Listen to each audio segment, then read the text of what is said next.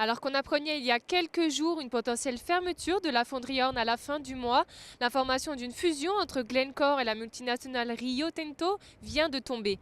Nous avons interrogé Alain Poirier, directeur général de l'Association d'exploration minière du Québec, sur cet éventuel mariage. C'est une immense fusion.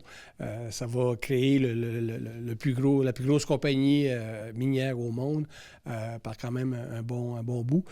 C'est des compagnies qui ont quand même beaucoup d'activités dans plusieurs pays. Ça va être quand même assez vaste. Ça va prendre aussi un peu de temps avant si la décision de fusionner va de l'avant. Ensemble, ils pourraient ainsi avoir une valeur boursière de 260 milliards de dollars. Pour vous donner une idée, Rio Tinto possède près d'une dizaine d'usines au Québec et de son côté, Glencore est à la tête de la fonderie Horn ainsi que de l'affinerie de cuivre située à Montréal-Est et de la mine de nickel Raglan. Néanmoins, malgré la taille et l'importance des deux entreprises, beaucoup de questionnements et d'inquiétudes subsistent quant à l'avenir de la fonderie Horn et si la fusion venait à avoir lieu. Et ça fait comme une balle de plus à jongler pour la fonderie, le temps que s'il y a une fusion, le temps que ça va prendre avant que ça soit rendu public et de voir quel enlignement la nouvelle société va prendre.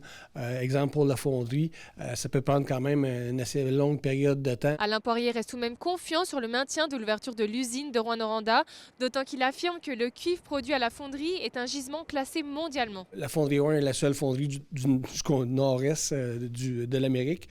Donc, il doit y avoir un intérêt quand même par rapport à ça. Évidemment, il y a une question d'approvisionnement.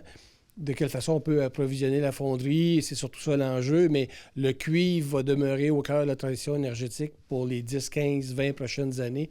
Donc, je pense que c'est quelque chose que la nouvelle entité est sensible à et va vouloir développer probablement plus. Bien que Glencore menace de fermer la fonderie Horn d'ici la fin du mois de janvier si aucun accord n'est trouvé avec Québec, les discussions demeurent en cours entre les deux entreprises.